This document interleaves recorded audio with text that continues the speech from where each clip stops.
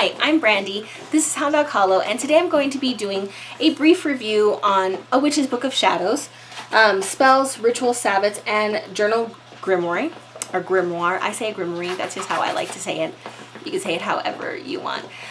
So this was recommended to me on Facebook, and it was back when I was doing my planner review, and I bought a ton of planners.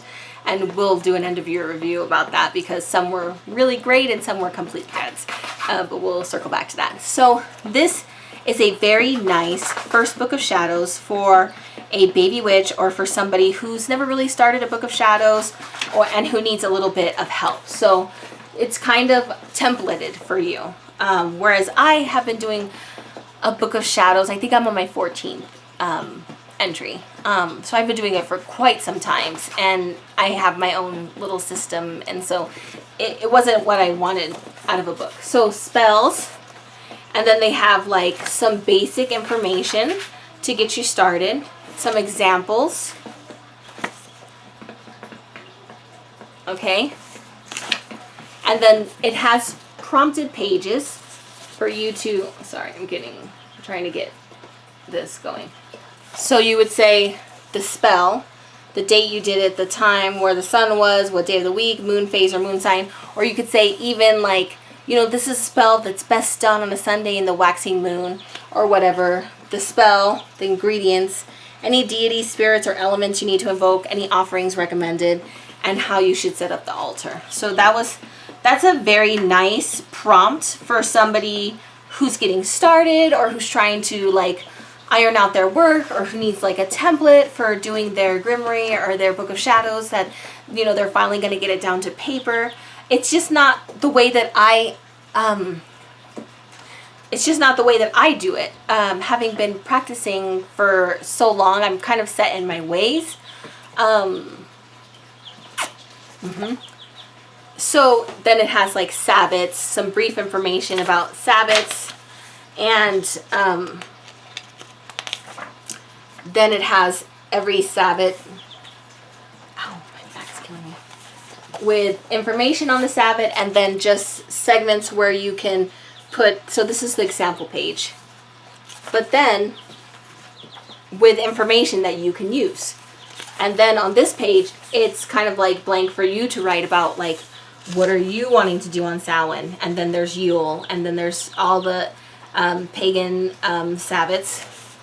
Rituals, gives you a brief topic on rituals. It gives you an example, and it gives you blank pages to fill in your own rituals.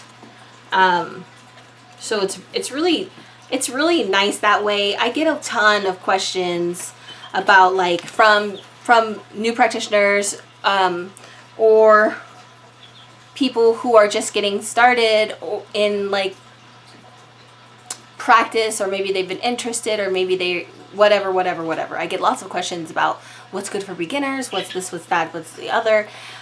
And this year I've been doing a deep dive into my own learning and education in a formal way. So I have been I have basically born with this extra thing.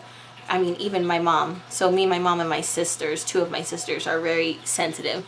And so I've always had dreams and sleep paralysis and saw things, and but I've known that I was a witch since I was 14, and I didn't start really practicing. I mean, I was practicing in the secret in the broom closet until since I was 14. And I'm going to talk about that more when I review the first witchcraft book I ever got. My uncle gave it to me where he found it in a dumpster. Long story.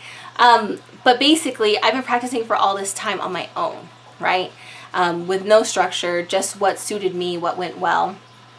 I've read a ton of books, and so I have a really firm background in some well-respected reference reading.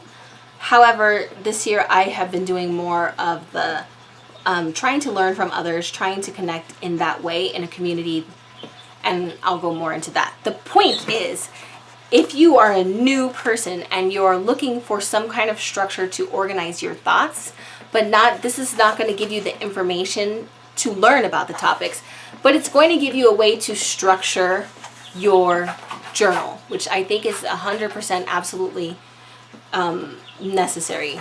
Magical journaling and tracking your spells is necessary for growth, in my personal opinion, of course. So, Divination chapter, and they have just spaces for you to say, on this date, I asked this question, this is what I got, and this is how it went.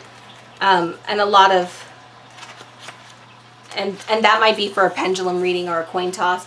This is bigger for like a spread that you might do with a tarot or oracle deck. And then of course inventories. And so the inventory is actually really tempting for me, but I could literally open a shop at this point. No joke. I could open a shop. I have more merchandise than some shops that I know of right now. So this pages of inventory would not help me, but it would help a lot of people, most people. Not everybody's a hoarding pack rat like me. And the Grimoire is just the actual information, but not enough for you to know. It's not the fundamentals. This is like a Cliff Notes. So colors, crystals, days of the week, divination spreads, herbs, moons, moon phases, Sabbats, tarot, zodiac, and then a couple pages with lines and a couple pages blank. You know, overall, this is an excellent journal for somebody who really wants to get into this or who really wants to get more organized and create them a personal reference for themselves. This is an excellent thing. I already have that going, and so I will be letting this book go, but I do recommend it to you. If just from what I've gone over, it sounds like something that would suit you. I definitely recommend it. Because if you are not journaling about your practice, I cannot recommend it to you enough. Grounding, shielding, protecting, and journaling are really going to get you, I'm going to say 60% of the way there. I just my 2 cents. Please, I'll leave the link in the description below. Please like, comment, and subscribe, and I'll talk to you soon.